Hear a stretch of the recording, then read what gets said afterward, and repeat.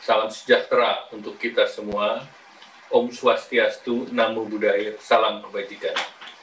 Yang kami hormati Bapak Presiden Republik Indonesia, Bapak Joko Widodo, Menteri Dalam Negeri, yang kami hormati Bapak Tirto Karnavian, yang kami hormati Menteri Keuangan, Ibu Sri Mulyani, kami hormati Menteri BUMN, Bapak Erick Thohir, kami hormati Menteri Koperasi dan UKM, Pak Teten Mas Duki, yang kami hormati Menteri Perencanaan Pembangunan Nasional, Kepala Bappenas, Bapak Suharto Monoarfa, kami hormati Ketua Komisioner Otoritas Jasa Keuangan, Bapak Wimbo Santoso, Gubernur Bank Indonesia, yang kami hormati Bapak Peri Wajrio, perwakilan dari kementerian lembaga terkait, perwakilan dari anggota Dewan Nasional Keuangan Inklusif, yang kami hormati para tamu undangan dan hadirin yang berbahagia. Pertama, perkenankan saya ucapkan puji syukur kehadiran Allah Subhanahu wa Ta'ala, karena atas berkat rahmat dan ridhonya lah kita dapat berkumpul secara virtual dalam melaksanakan kegiatan Rapat Koordinasi Nasional Tim Percepatan Akses Keuangan Daerah tahun 2020. Hadirin yang berbahagia, tanpa terasa sudah hampir 1 tahun kita berjuang menghadapi pandemi COVID-19 yang berdampak pada seluruh aspek, terutama kesehatan dan ekonomi. Di triwulan ketiga tahun 2020, perekonomian Indonesia sudah membaik dan melewati titik terendahnya atau rock bottom dengan kontraksi yang lebih kecil, yaitu minus 3,49, dan ini lebih baik dari triwulan kedua yang minus 5,32, dan secara kuartal untuk kuartal kita tumbuh sebesar 5,05%, sehingga tentu kita berharap bahwa apabila pertumbuhan ini kita pertahankan, maka kita melihat di akhir kuartal keempat akan terjadi mendekati nol atau bahkan bisa menjadi positif. Dari sisi pengeluaran, kita lihat terjadi pertumbuhan signifikan dari konsumsi pemerintah yang mencapai 9,76% secara year on year, dan juga tentu ini terjadi realisasi dari belanja bantuan sosial. Hal ini mencerminkan bahwa belanja pemerintah berperan penting dalam kondisi yang sulit ini. Di sisi lain, beberapa sektor mampu bertahan dan mengalami pertumbuhan positif, antara lain sektor informasi dan komunikasi yang tumbuh 10,6%, kemudian kegiatan kesehatan dan kegiatan sosial yang tumbuh 15,3%, dan ini sesuai dengan studi baik itu oleh Google, Temasek, dan Bain yang terbaru yang menyebutkan bahwa kenaikan 37% pengguna layanan digital baru di Indonesia. Angka ini lebih tinggi dari rata-rata negara ASEAN lain, dan 93% dari mereka yang berniat untuk melanjutkan kegiatan tersebut setelah pandemi. Pada tahun 2019, indeks inklusi keuangan kita telah berhasil melampaui target sebesar 75%, yaitu 76,19%. Beranjak dari keberhasilan tersebut, Bapak Presiden telah menerapkan dan menetapkan target indeks inklusi keuangan yang di tahun 2024 diharapkan mencapai 90%. Dalam rapat terbatas tentang strategi nasional keuangan inklusif di awal tahun ini, terdapat 4 arahan Bapak Presiden, yaitu yang pertama, prioritaskan perluasan kemudahan akses layanan keuangan formal di seluruh lapisan masyarakat. Yang kedua, kembangkan terus layanan keuangan digital berbasis internet. Yang ketiga, lakukan perluasan dan akses layanan keuangan formal. Yang keempat, lakukan perlindungan terhadap nasabah atau konsumen. Sejalan dengan target dan arahan Bapak Presiden untuk menyesuaikan pencapaian target inklusi keuangan tahun 2024, perlu didukung dengan 6 poin kunci yang tentunya akan diperlukan untuk keberhasilan dan implementasi strategi nasional inklusif, yaitu 1, peningkatan literasi keuangan dan perlindungan konsumen. Yang kedua, perluasan pembukaan rekening. Yang ketiga, mempercepat sertifikasi hak properti masyarakat yang dapat dijadikan agunan.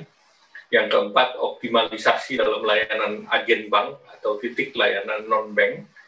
Yang kelima, peningkatan layanan keuangan digital dan transaksi non-tunai. Yang ketujuh adalah penguatan monitoring dan evaluasi keuangan inklusif. Selanjutnya, sasaran strategi nasional keuangan inklusif mencakup semua segmen masyarakat dengan fokus pada masyarakat berpendapatan rendah dan 5 masyarakat lintas kelompok serta pelaku usaha mikro dan kecil. Di awal sesi Rakornas ini telah dibahas tantangan dan implementasi program TPA-KD di masa pandemi ini dan optimalisasi untuk mendukung program pemulihan ekonomi nasional. Saya yakin hal tersebut bukanlah pekerjaan yang mudah.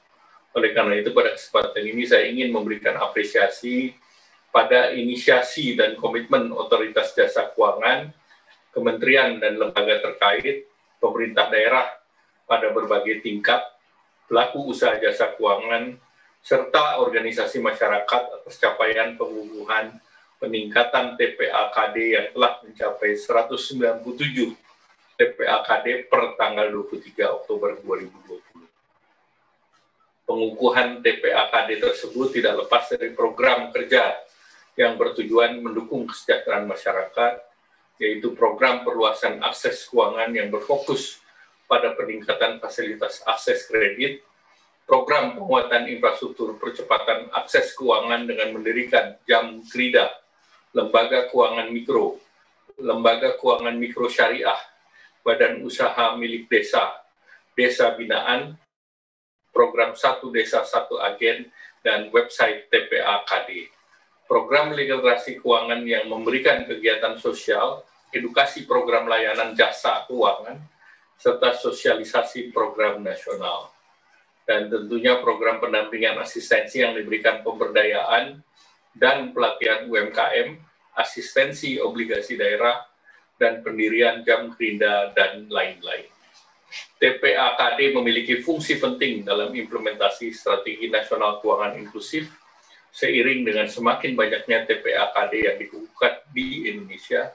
Selain itu, di bawah kepemimpinan kepala daerah sebagai pengarah TPA-KD, program keuangan inklusif akan semakin relevan dan ramah untuk menjangkau seluruh segmen sasaran karena didukung oleh keterlibatan pemangku kepentingan.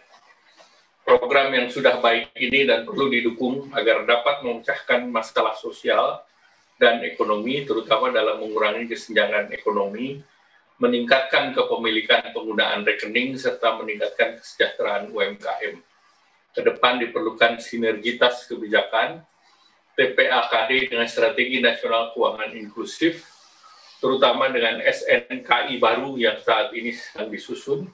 Saya berharap program TPA-KD diperkuat dengan strategi yang berkelanjutan dan memaksimalkan penggunaan teknologi agar dapat lebih baik menjangkau dan memudahkan akses layanan keuangan masyarakat. Hadirin yang berbahagia, dalam Rakornas TPA-KD 2020 dengan tema Sinergi Percepatan Akses Keuangan di Daerah untuk Indonesia Maju, saya mengucapkan selamat kepada seluruh pemangku kepentingan, terutama seluruh tim TPA-KD atas upaya memaksimalkan implementasi program kerja guna mendorong keuangan inklusif dan pemulihan ekonomi tahun 2020. Berkaitan dengan program TPA-KD Award, saya ingin mengucapkan selamat kepada pemerintahan provinsi dan pemerintahan kota kabupaten yang menjadi pemenang TPA-KD tahun 2020.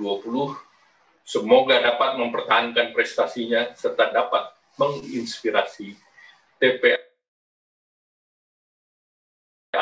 wilayah lainnya. Akhirnya, semoga kegiatan Rakornas TPA-KD ini dapat memberikan pelajaran dalam meningkatkan akses keuangan daerah dan perluasan inklusi keuangan, serta terus menjaga semangat kita untuk memulihkan ekonomi nasional. Terima kasih. Wassalamualaikum warahmatullahi wabarakatuh.